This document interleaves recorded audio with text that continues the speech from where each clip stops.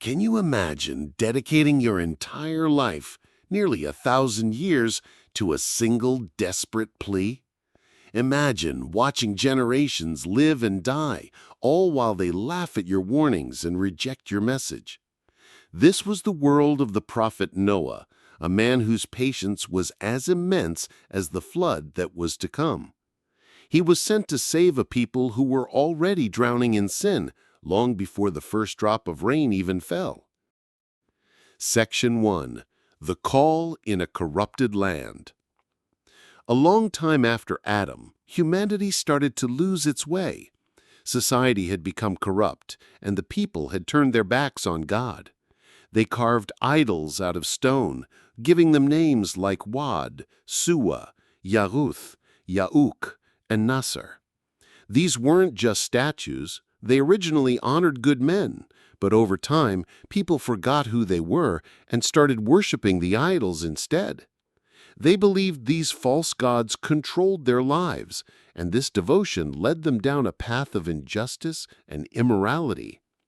It was into this darkness that God sent a guiding light. He chose a man from among them, Noah, or Nuh in Arabic, to be his prophet. Noah was known for being a good and wise man. God gave him a huge task: call his people back to worshiping the one true God, get them to abandon their idols, and ask for forgiveness for their wicked ways. This was Noah's mission. He started with a heart full of hope, speaking to everyone with kindness and clarity. He wasn't looking for money or power. He just wanted to deliver God's message. He pleaded with them day and night in big crowds and in private chats, reminding them of God's blessings and warning them of a terrible punishment if they didn't change. But Noah's heartfelt pleas were ignored. The Quran tells us he preached for 950 years. For 9.5 centuries, he was met with nothing but denial, arrogance, and mockery. The rich and powerful leaders were his biggest critics. They looked at Noah, a man no different from them, and just scoffed. They'd say things like, "He's just a man like us. He's only trying to make himself seem better than you. If God wanted to send a messenger, he'd have sent an angel." They called him a liar and couldn't accept that a regular person would be chosen for such a role. The few people who did listen were the poor and humble, the outcasts of their arrogant society. The leaders sneered, telling Noah that if he wanted them to even consider his message, he had to get rid of his lowly followers. But Noah refused. He made it clear he would never turn away those who believed, because their judgment was with God alone. The people's rejection only got worse.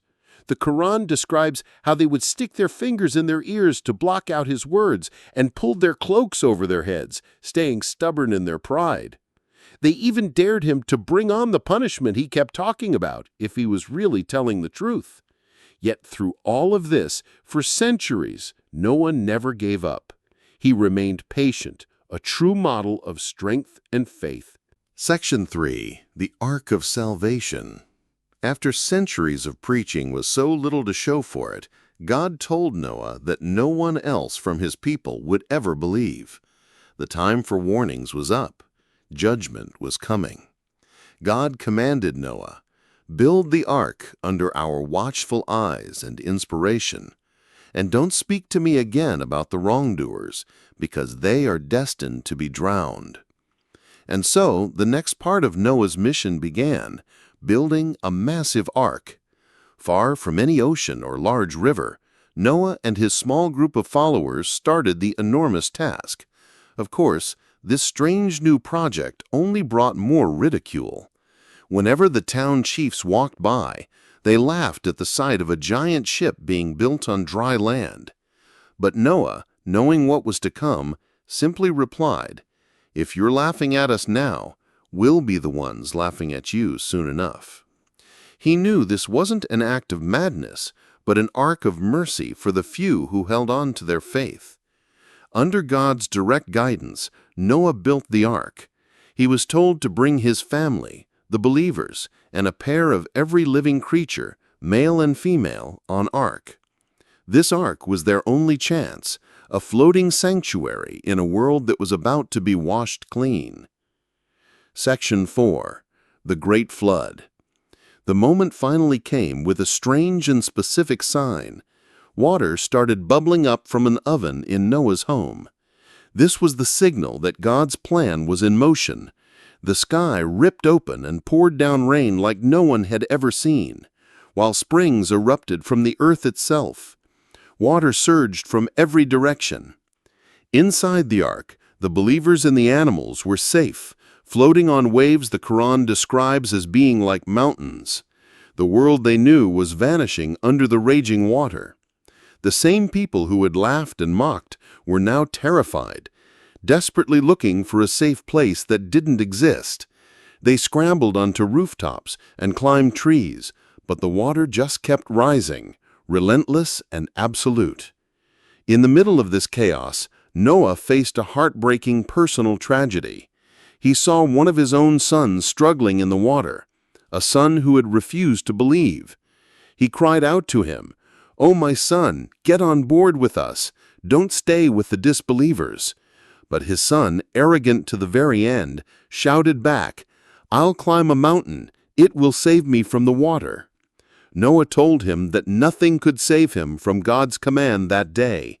And as he watched, a massive wave crashed between them, and his son was lost to the flood. It was a painful and powerful lesson. You aren't saved by who you're related to, but by your own faith and righteousness.